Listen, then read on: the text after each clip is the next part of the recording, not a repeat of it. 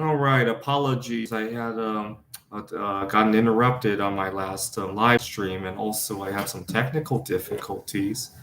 I hope everybody can hear me now.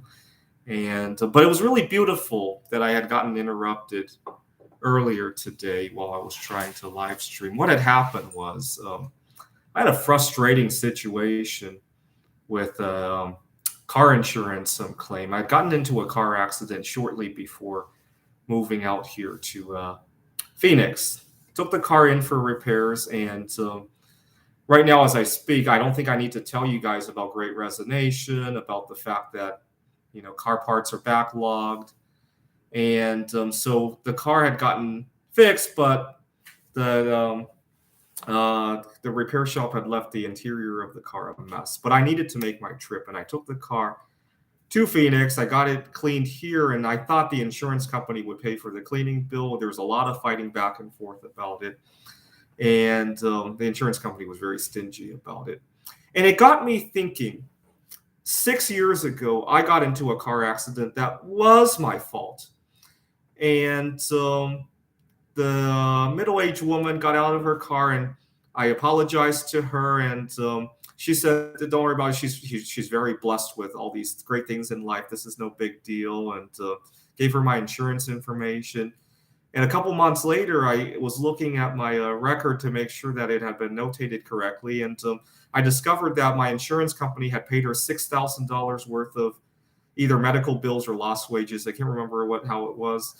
And I'm thinking, God, I remember talking to her. I was so upset at her at the time. And for many years, that would be the one story I would bring up at Thanksgiving dinner about how not to be. And I would tell my family, tell my friends, every time I would run into a difficult situation at work, and this would be a cautionary tale, don't be that person.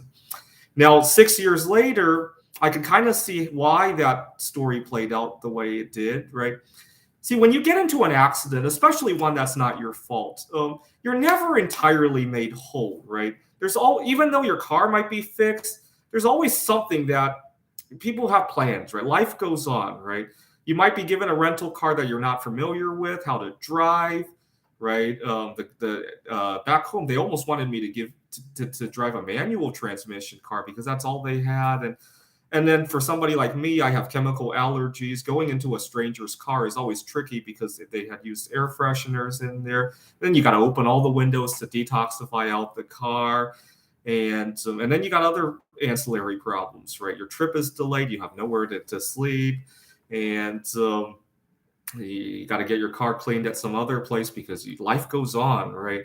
Or you got to have childcare issues when you go get the car fixed, right? So I can imagine the woman that I had hit had run into those kind of problems and had got nowhere with the insurance company. And then one day it hit her, oh my God, my back hurts, right? And it got me thinking that maybe it would have been a lot easier just to take care of somebody rather than have them plot a revenge story, even if you don't pay the back pain claim, and then you got to defend against that. I'd rather just make somebody whole in the first place, right? So it's got me thinking about my own personal attitude after this experience. Now, there is another lesson from the phone call that I took this morning from the insurance adjuster. You see, she was very unmoved about what I had said, right? I told her, this thing happened right at the turn of my planning to move. You realize life happens, right? And I told her that when you get into an accident that's your fault, you're responsible for making other people whole, right? The other people might have vacation plans, they might have moving, they might have childcare issues. But when you get into an accident, that's your fault. You should probably take care of that, right? And I said, and by the way, I had already checked out of my apartment, and because of all these delays, I actually had to sleep in my car a couple of days. And all I asked for was a cleaning bill in the first place. And then she was completely unmoved by that.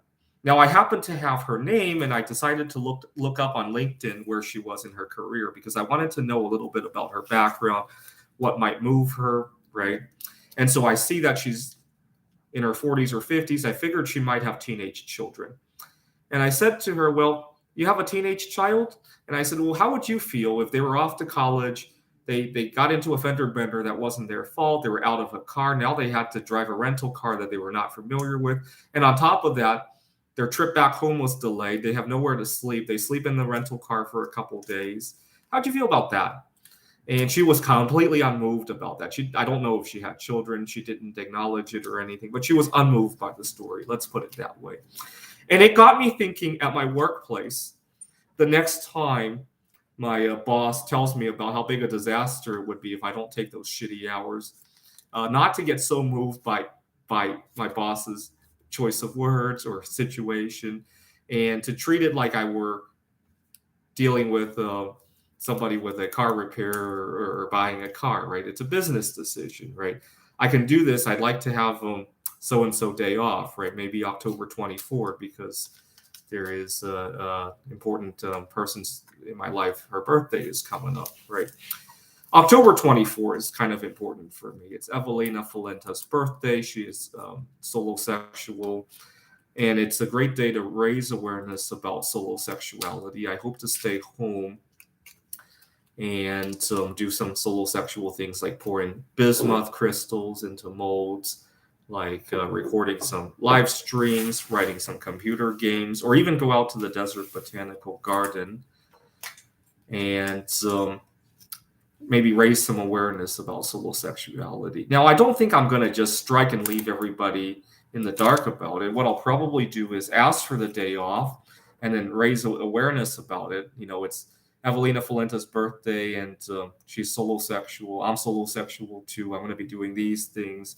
Maybe raise some awareness on the street, hold up some picket signs, you know, striking for solosexuality, equality, and maybe write back to that insurance adjuster about how she treated. I don't know. No, I won't do that. I already wrote to the Better Business Bureau and all that.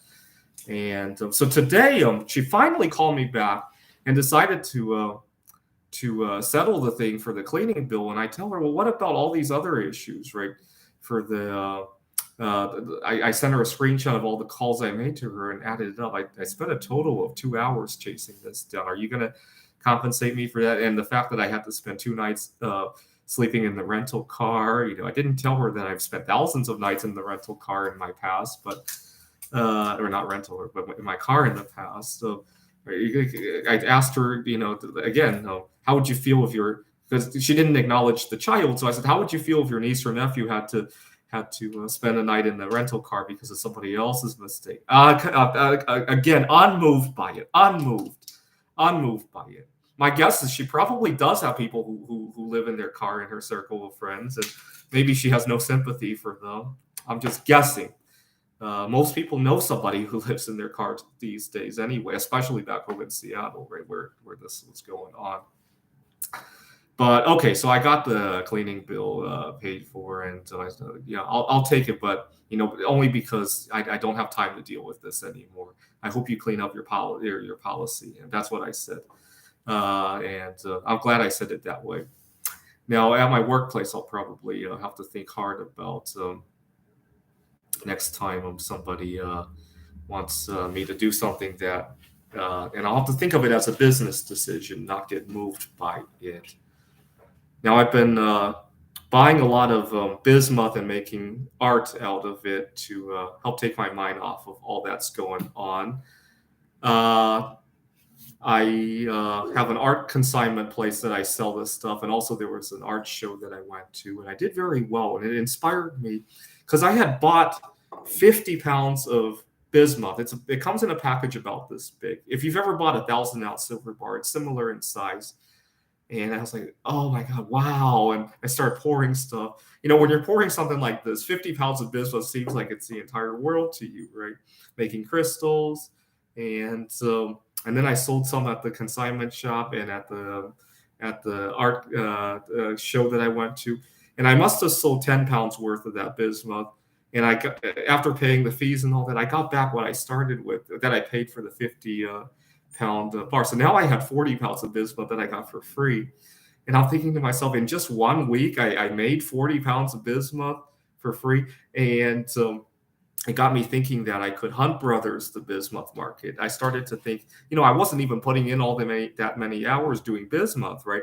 I'm working a nearly full-time job. I'm writing computer games. And even then I could still profit to the tune of 40 pounds of bismuth. It just got me thinking that I could do a heck of a lot better, right?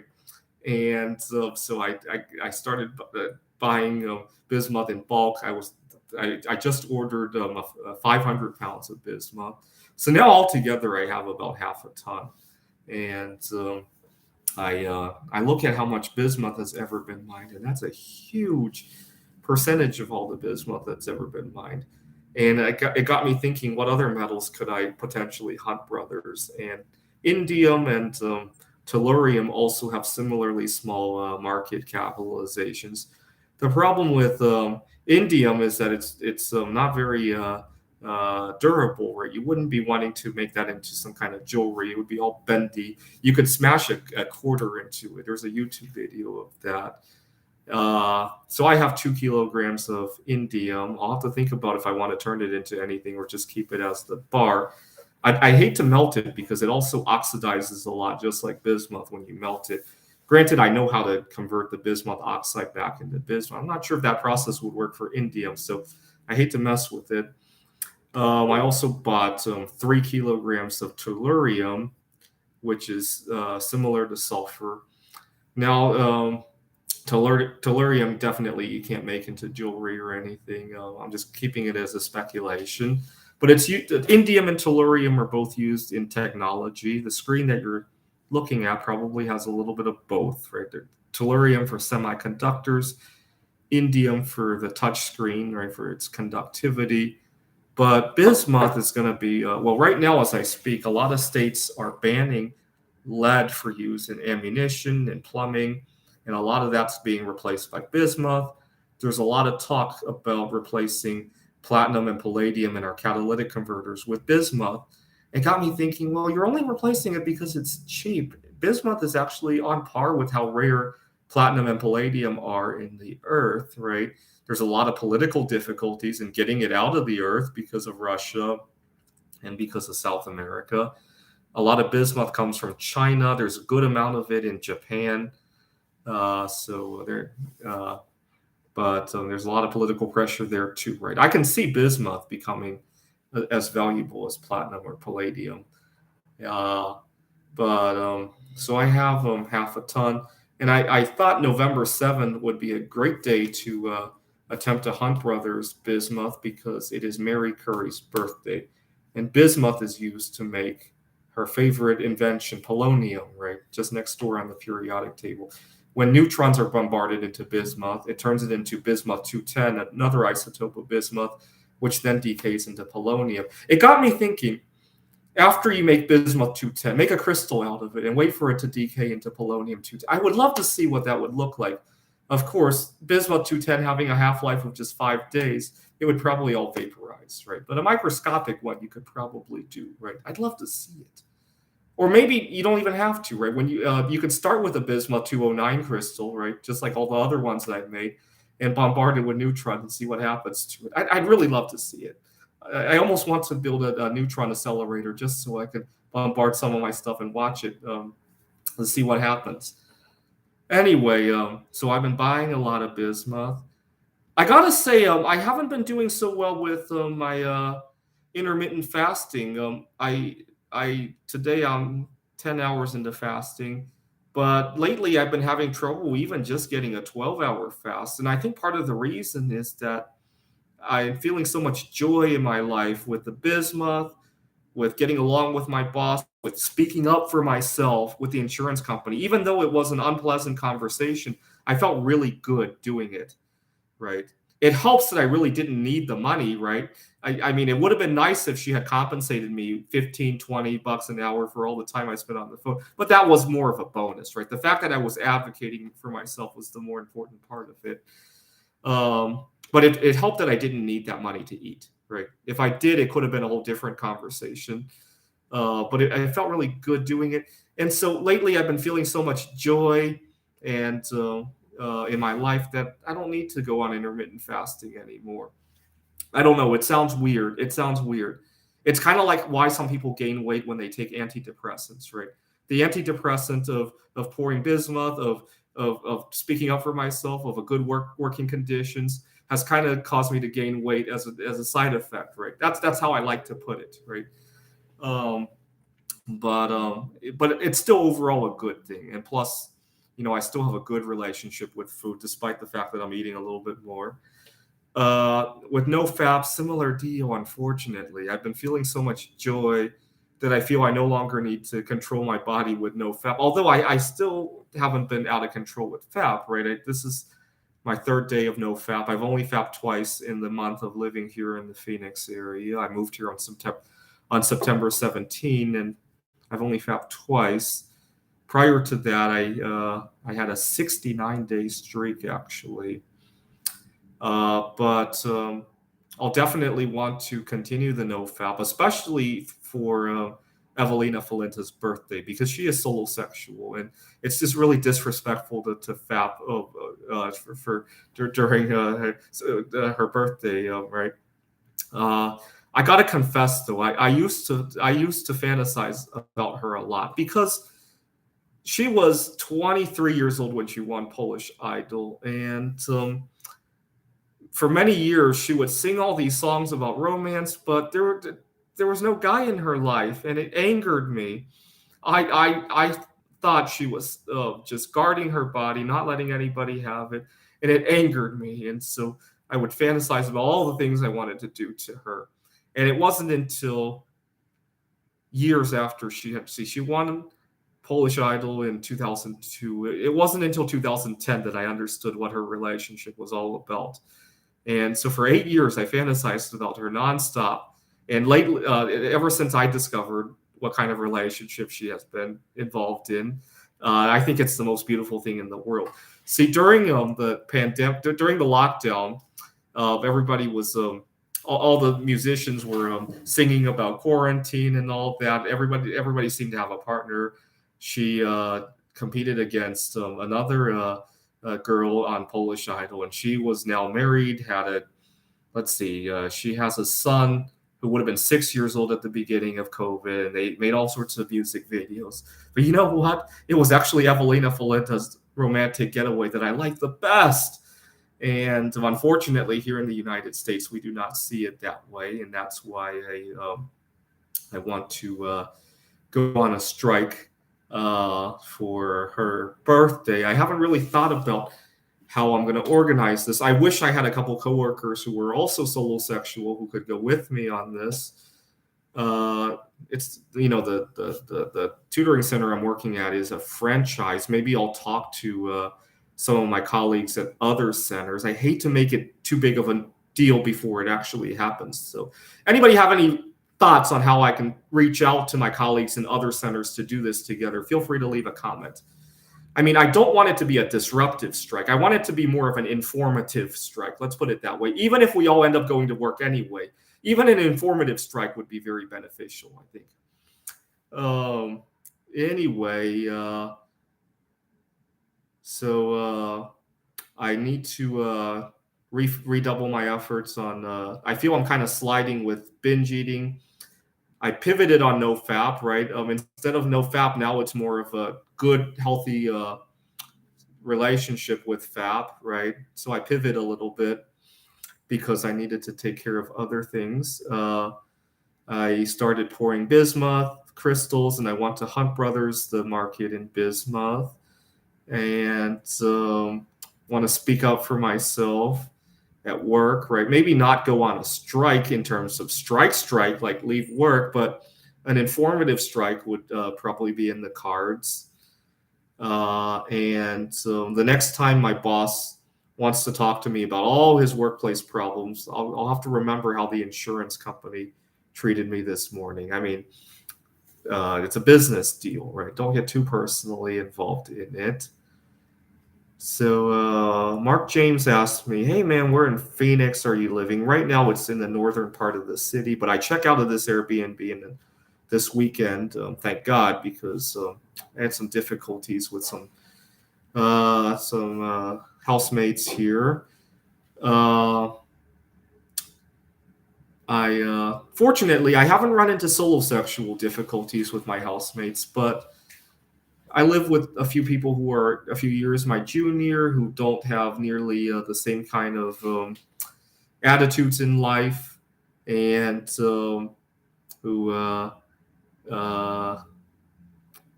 don't believe in the kind of spiritual beliefs that I believe in, and it's a little bit of friction. Let's put it that way. It's not unmanageable, but it's one of those things where it could be better, and it's causing me to have attitude issues, right? So I talked about the other day how I was running late to work, pouring bismuth crystals and writing computer games and so basically taking on all these new things. I think part of it is because of all the rush life that my roommates live with, and I feel like I kind of need to keep up with that, and it's causing an attitude kind of issue. And so I'm glad I'm checking out of this place, although I'm temporarily going to be in my car until I find something better. The weather is nice enough to do that now. Although when I say temporarily going to my car, it's oftentimes a Nixon's version of temporary, right? So who knows, right? Uh, anyway, I don't know if any of you guys understand that pun. Anyway, so all right, I guess I start a new chapter of my life here in the Phoenix area. I hope to do these live streams more often. It will definitely keep me in check in terms of not going out of control with my eating. I really do need to redouble my efforts into eating disorders. I've been just feeling so much joy in my life that I no longer feel like I need to fast. And unfortunately, that has a tendency to slide into oblivion if history has taught me anything. All right. Well, I begin my Friday with a live stream, and I hope this weekend continues to bring new colorful stories. Thanks for watching.